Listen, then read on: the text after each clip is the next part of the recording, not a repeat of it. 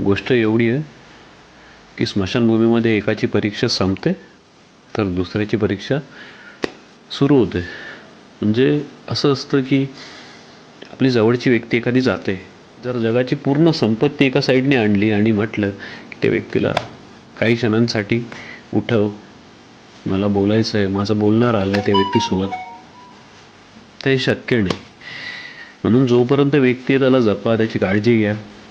गेल्यावर काय करसाल हो? काय करसाल? आठवण करसाल.